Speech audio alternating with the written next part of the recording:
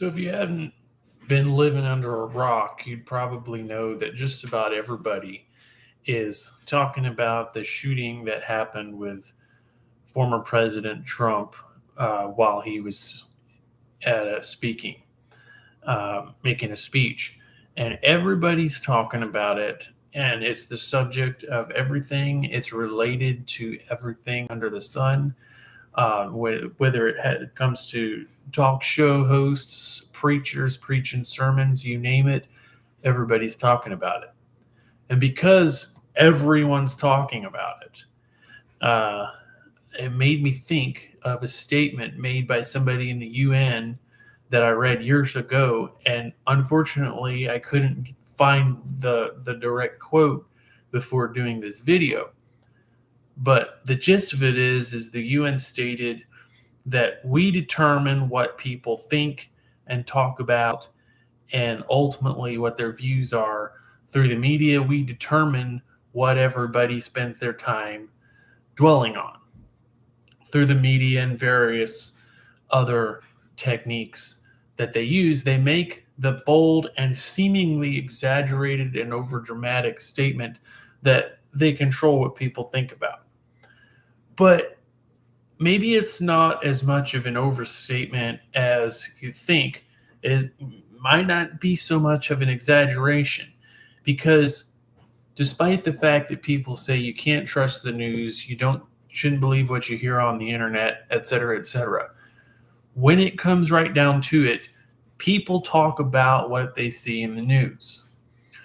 People don't watch the news and then research the information and talk about their research. We are not a researching society. We are not a society filled with truth seekers. We're a society filled with, what do you call it? A consumerist mentality. So when you take a consumerist mentality and put it in the sphere of information and what we should be thinking, you can take a consumerist and just feed him the information, and he's used to just existing off of what's placed before him. He's not used to doing the work to find out what's really there. And so the consumerist society that we live in just tends to turn the news on, or turn on social media, turn on YouTube, watch idiots like me talk to them, and just swallow whatever comes their way. And that's really obvious if you just take a minute to stop and think about it. People let the news shape their thinking. But not only that, people let recent news shape their understanding of institutions that have existed for a long, long, long time, institutions that would require some knowledge of history to understand and know what they're about.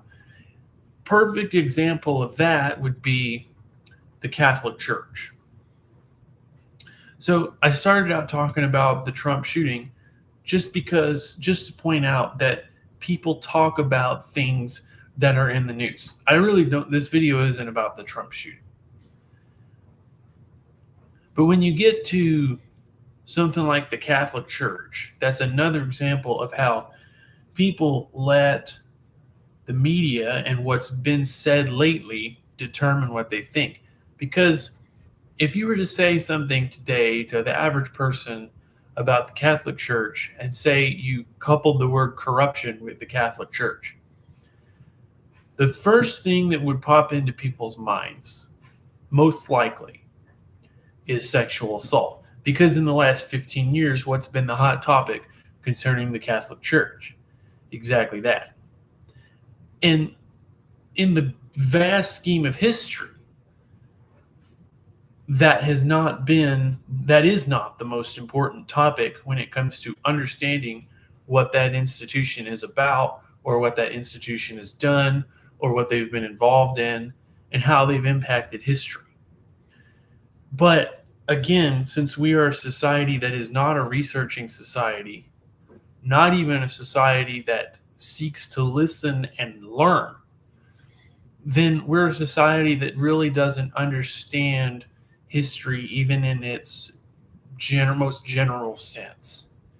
And so, again, the what you see when you mention if you were to say corruption and the Catholic Church in the same sentence, it would be defined according to whatever we've recently heard in the news. And so one of the reasons that is because our understanding of church in general is through our experience. And through our experience, all churches seem to be the same. They seem to be the same. I didn't say they were in all cases, but in many cases they are, and in many cases it truly does seem to be the same. When you go to a Baptist church, Methodist church, the stated doctrine is probably going to be different if you actually ask for the documents, what's been written. If you ask to look at the London Baptist Confession, if you ask to look at different things, sure, you're going to read some different statements in there. But if you judge strictly by experience of being in the church, being among the people, and the doctrine that's actually stood on or not stood on, very much similarity in most cases. Churches are by and large the same in a lot of cases. And so since we're a society that really doesn't do research anymore, and we're not known for our truth-seeking tendencies, that experience, that judgment by experience, it tends to be what we go with, what we stick with. And so knowledge and understanding of church doctrine and history isn't something that you should expect the average, and I use that term kind of loosely, but the average Christian or the average churchgoer to really be engaged in knowing and understanding.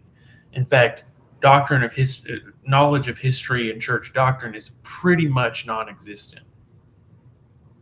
And so what we've actually lost the understanding of is that for a long time, it used to be understood that the Catholic Church was the torchbearer of Gnostic theology.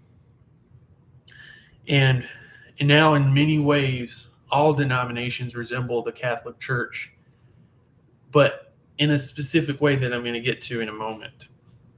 Since I mentioned all denominations, let me point out that right now there are currently more than 40,000 denominations.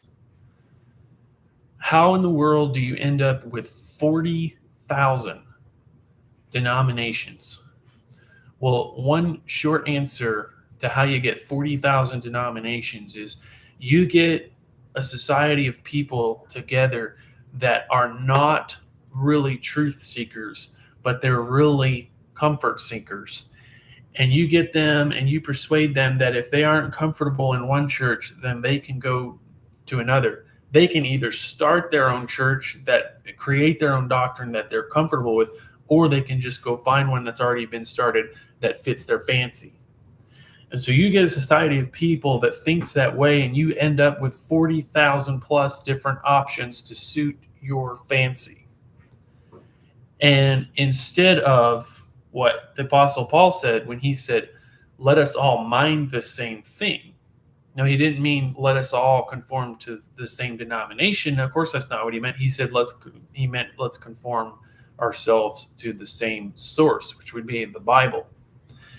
And well, we definitely don't see that mentality. When it comes to doctrine, we don't see ourselves conforming to the same thing. But we do see an emphasis on conformation in another sense, and that would be community. Now, have you ever heard of communityism, which has traditionally been shortened to communism? Communism is nothing more than morals and ethics or political stance based on community above all else. And community is what we hear about. We hear it preached from pulpits. We hear it spoken about from politicians. Everywhere you go, community is the main focus. And sometimes people will be a little bit quiet about it just to kind of disguise the fact that we're thinking according to communism.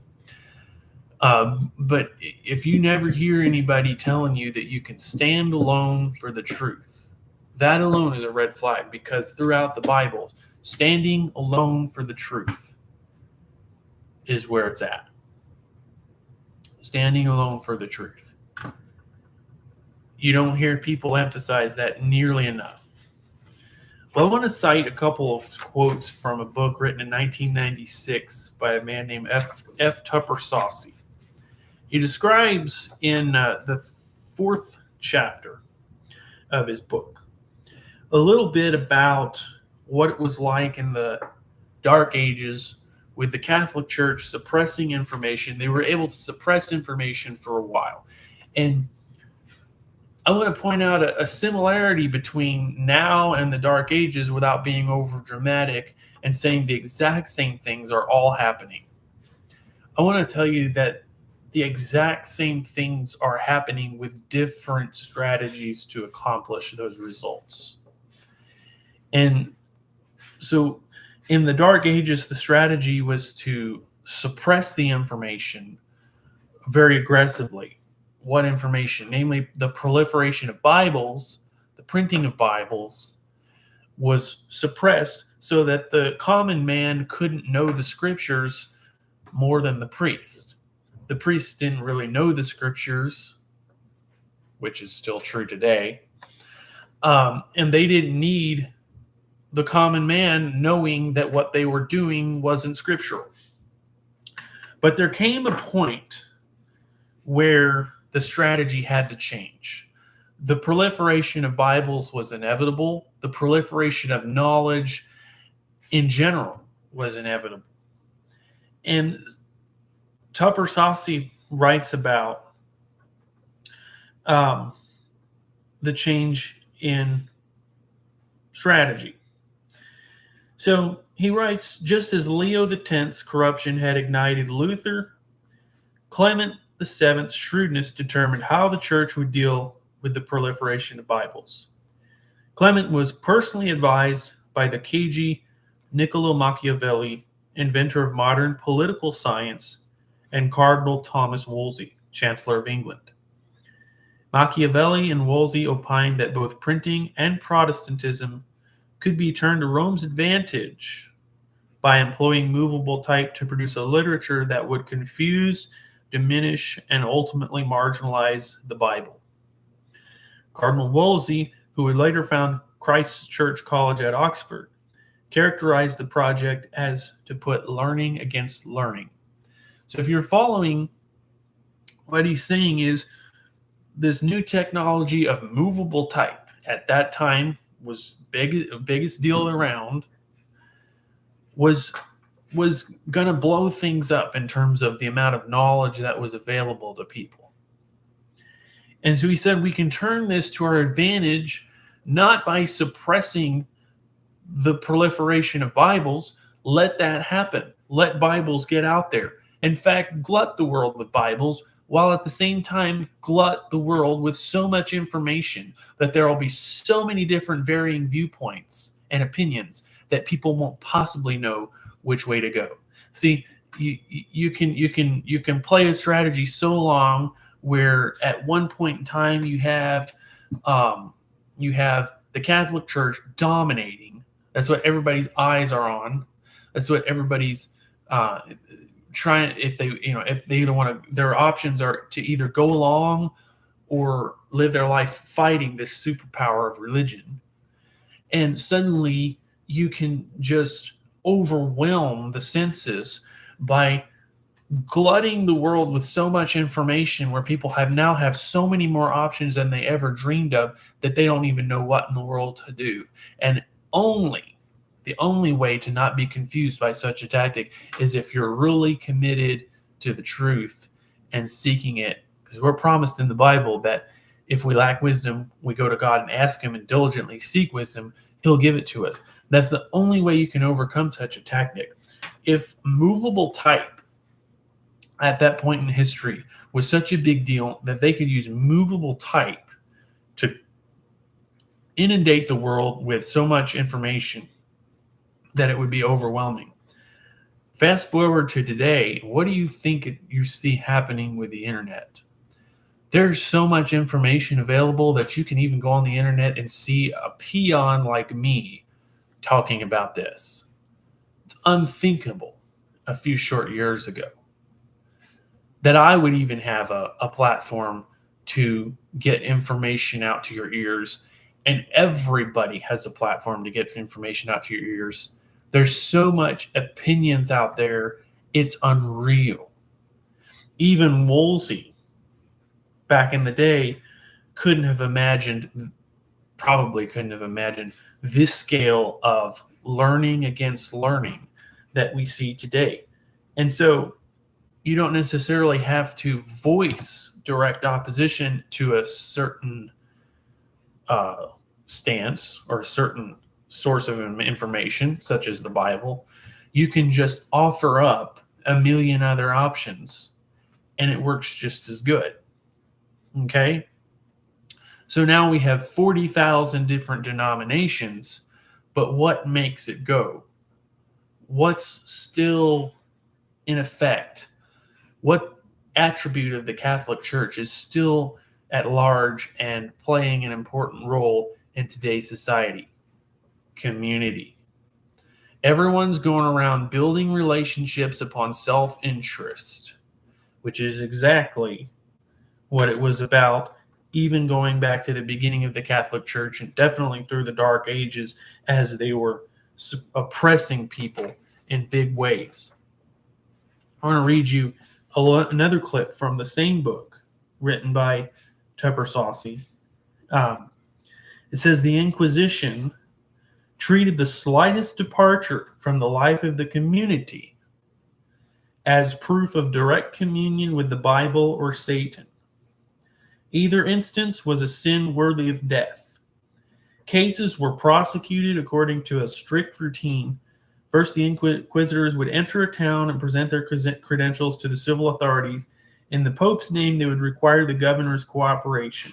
Next, the local priest would be ordered to summon his congregation to hear the inquisitors preach against heresy, which was defined as anything the least bit opposed to the papal system.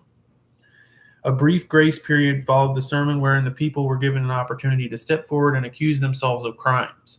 Those who did were usually punished mildly.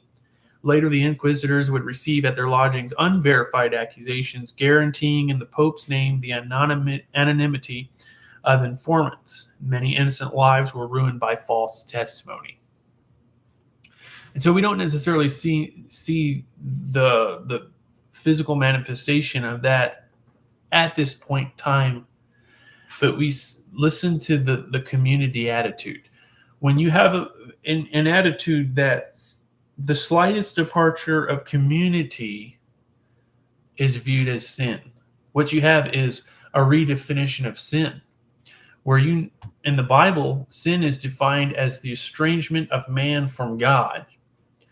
But if you make community the focus, then sin is now the estrangement of man from man.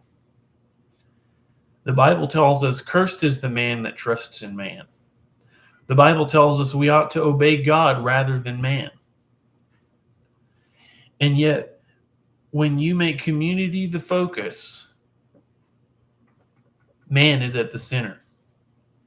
Gnostic religion is all about putting man at the center. So if you want to look and say the Catholic Church is not carrying the torch of Gnostic religion anymore, and we don't have to worry about Gnosticism being spread out in the world, I'm going to tell you something. You find out where community lies in the hierarchy of priorities with your church, and if it's at the top, you've got Gnosticism in your church. I don't care what denomination you have, what name your church is. If community is the focus, you're a Gnostic church.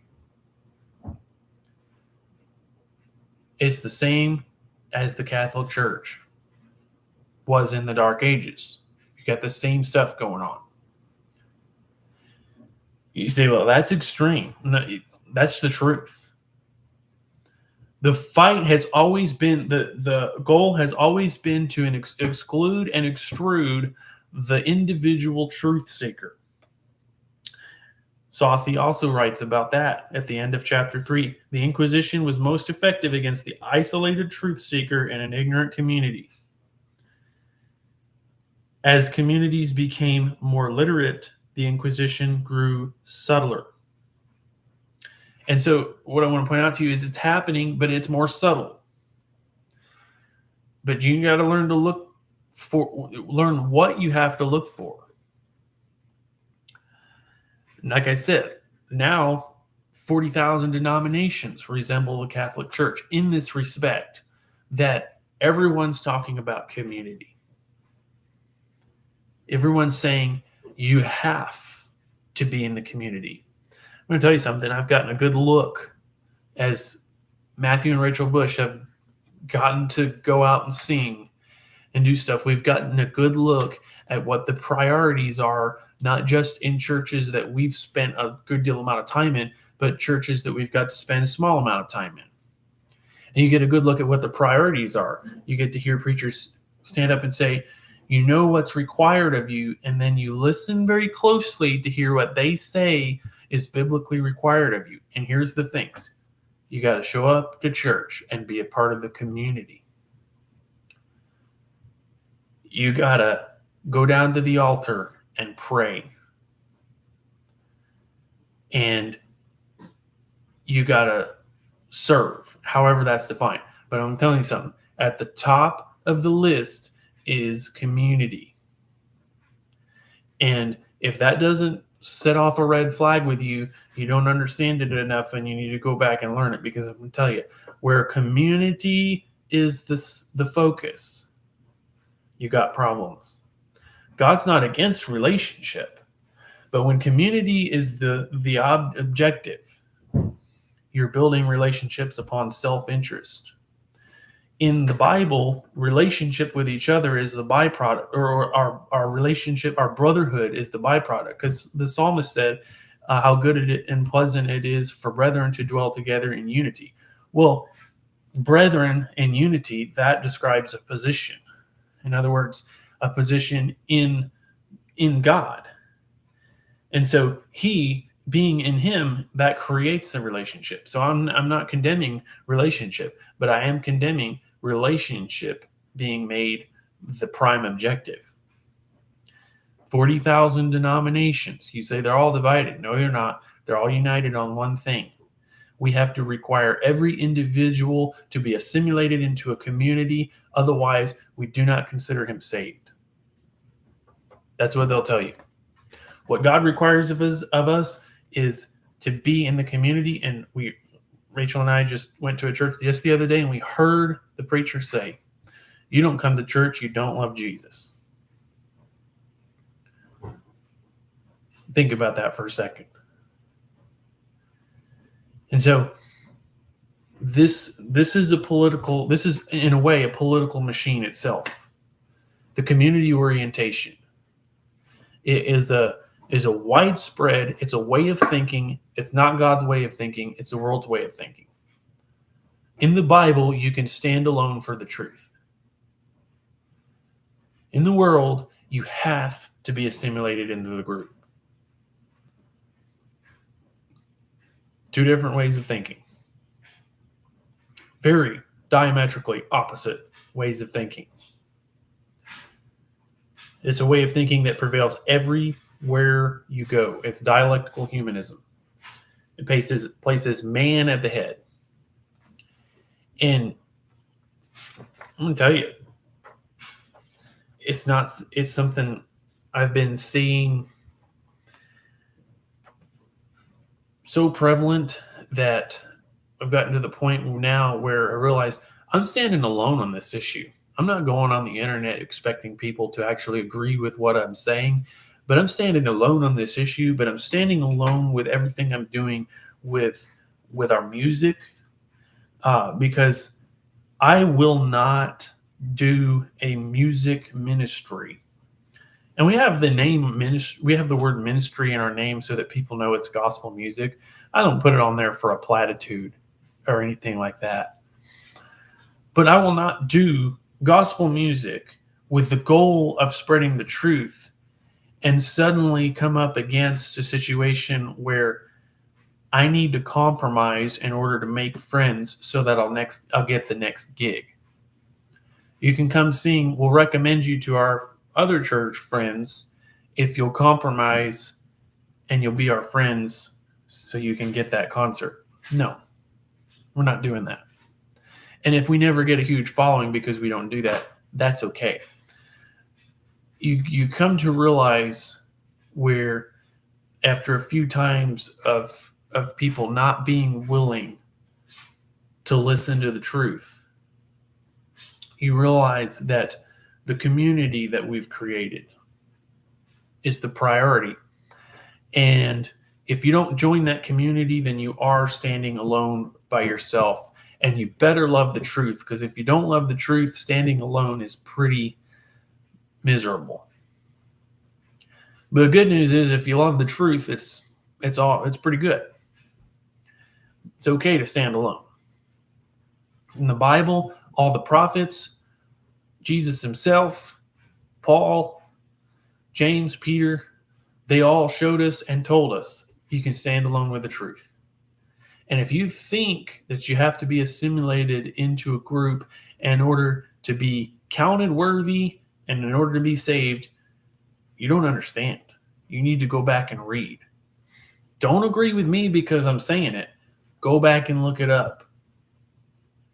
Go look it up for yourself. And so, I'm actually going to make a short little announcement here regarding Matthew and Rachel Bush. We're not quitting or anything, but we are dialing back a little bit. Facing it, the kind of stuff, the kind of community orientation, building relationships on self-interest stuff going on in churches. We'll give you a little bit of support here and there, and then we'll pull that support away from you if you don't do the things that we want you to do. That kind of stuff is happening because what actually happens is people try to get control of individuals and what individuals go out and do.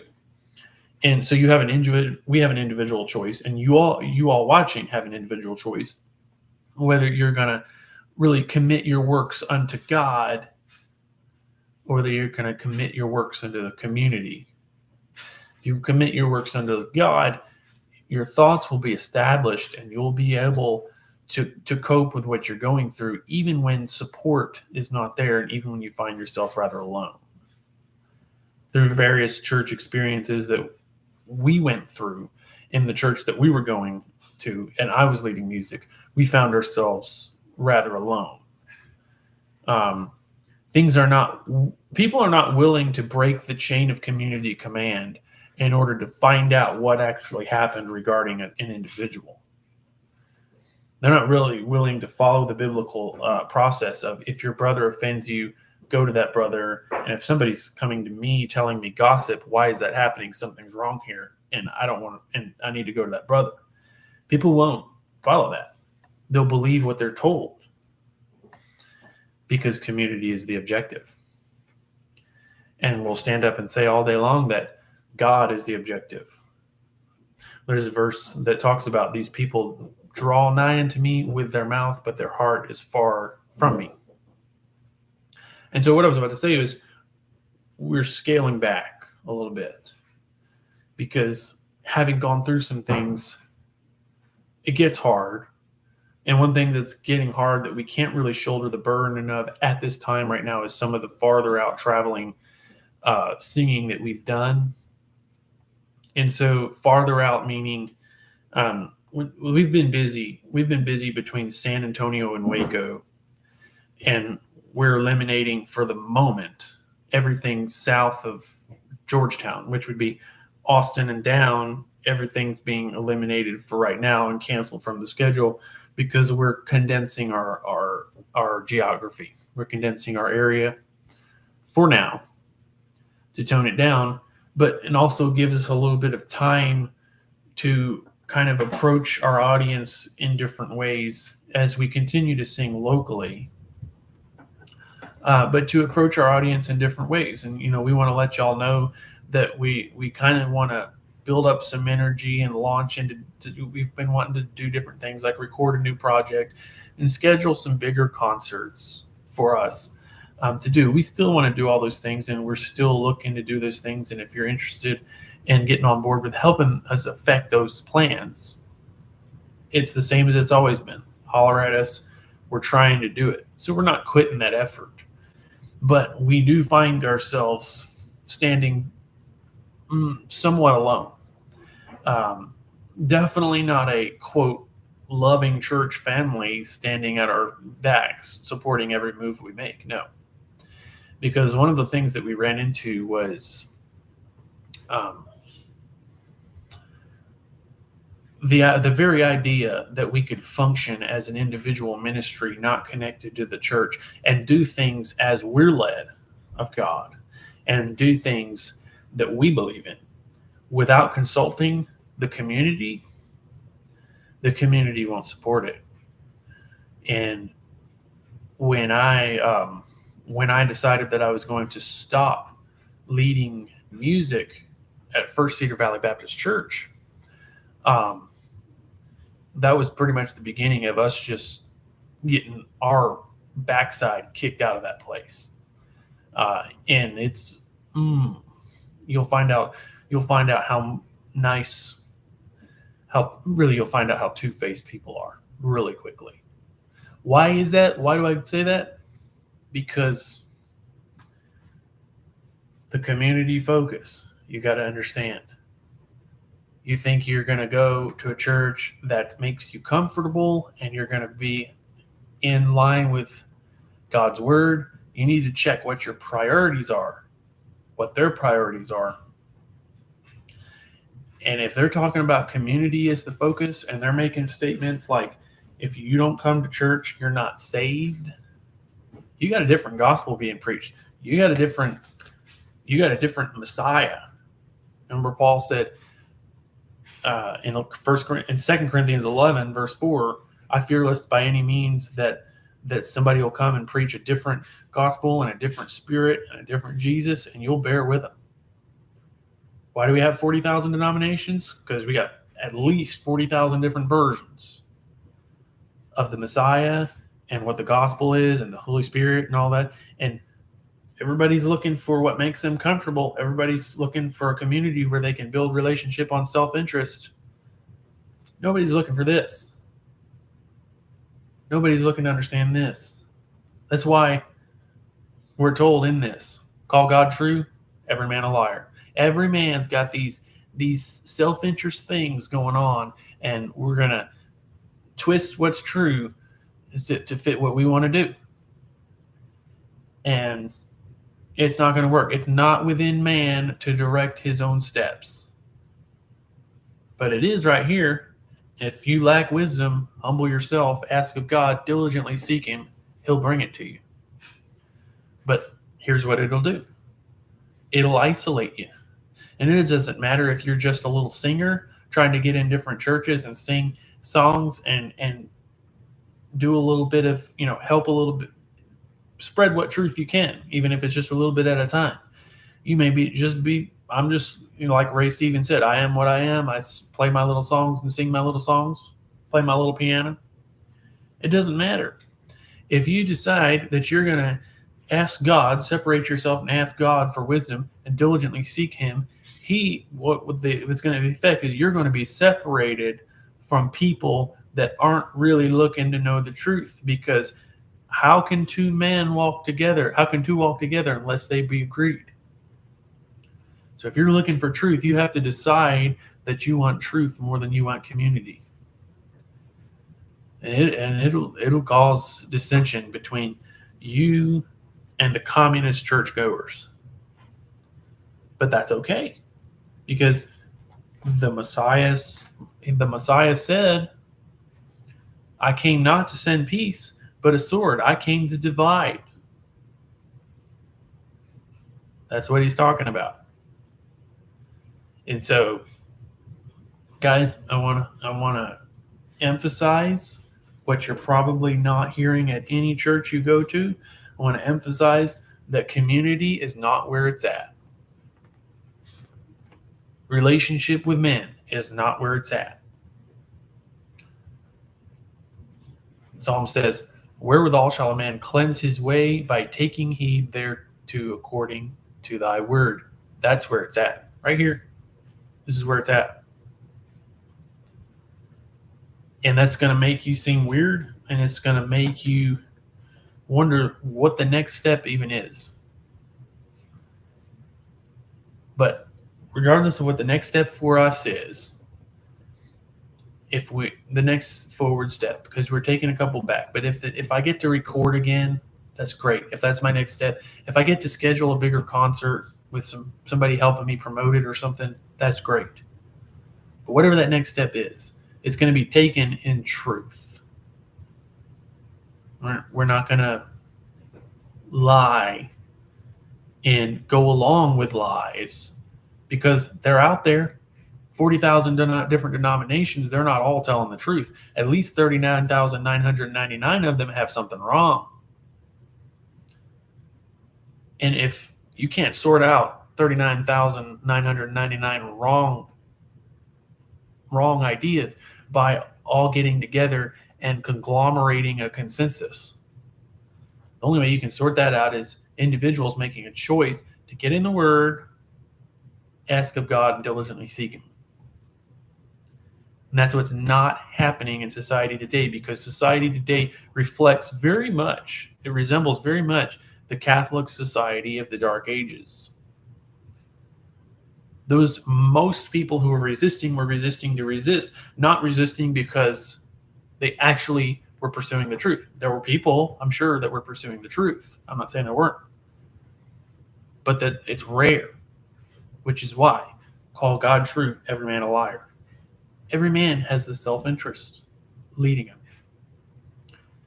And this society is very much manipulatable. Like I said at the beginning, it thinks the things that the media tells them to think, or anybody, or that the rest of society tells them to think. It talks about the things that the media wants us to talk about.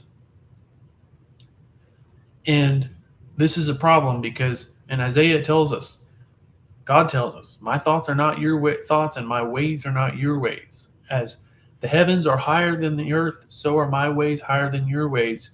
You have to individually make the decision to detach your thoughts and not just have the world around you tell you what to pursue, but actually search for what the Bible wants you to think. And if that isolates you from community, get to a point where you realize that's okay.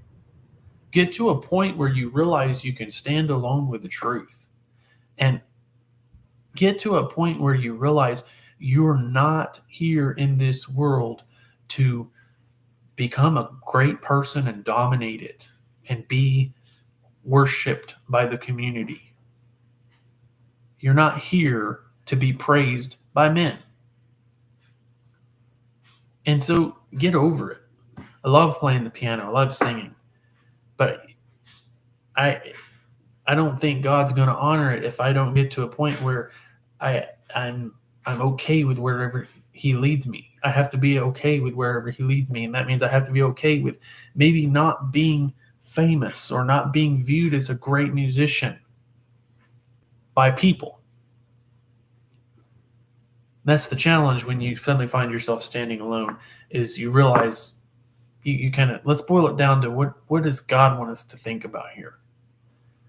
And ultimately, if you're depending on people, if you're sitting here like, man, I thought somebody was going to help me promote concerts and that didn't happen. Or, man, I thought somebody was going to provide some financial backing and that didn't happen. It's kind of a bummer. But at the end of the day, it's okay. Are you doing what God wants you to do? Are you thinking the way God wants you to think? Are you talking about the things God wants you to talk about? Are you letting the community dissuade you from doing that? Are you afraid? Are you ashamed of the gospel? Or you're afraid of making people mad and you're afraid of saying what the issue actually is because people are telling you that you're rude and divisive? Well, we've been told that we're rude and divisive lately. And I want to tell you that we're not letting that dissuade us from doing what we're doing. Even if we do what we do just for a few people and we lose our quote following. It wasn't our following to begin with. We've had our quote fans probably cut in half because of the experiences that we've gone through this year. It's not ours to control. And so for those who, let me wrap this up. For the guy who's got the guts to be an individual truth seeker and actually find out what the Bible says and not just follow along with the itching ears preachers, the ticklers of ears. For those, be encouraged. Do it. You're probably not going to have many people like you. Just get used to that idea and move forward. You can do it. With God's help, you can do it. But, laboring for the praise of men isn't worth it anyway.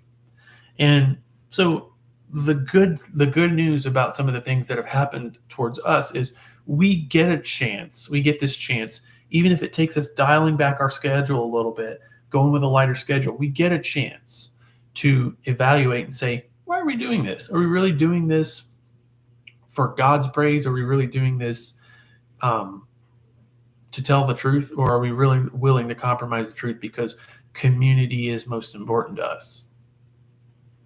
Question we all have to ask ourselves, and we all have to answer it. We all have to examine ourselves to see whether we're in the faith, and the only way we can do that is to compare what we think with these. Do our thoughts line up with his thoughts? Do our ways line up with his ways? It's a never-ending process. We always have to do it. But while we're doing it, you're going to find out who's ashamed of the gospel, because when the gospel starts shining through us and people start getting upset, it's their problem, not ours. Don't be ashamed. Don't apologize. Thank you all for watching. Remember that you can like and share this on YouTube or Facebook. You can comment and let us know what you think and let us know how you're doing. Go to our website, MatthewRachelBushMusic.com. See what's on there. And we appreciate you following. As always, thank you very much. Have a great day.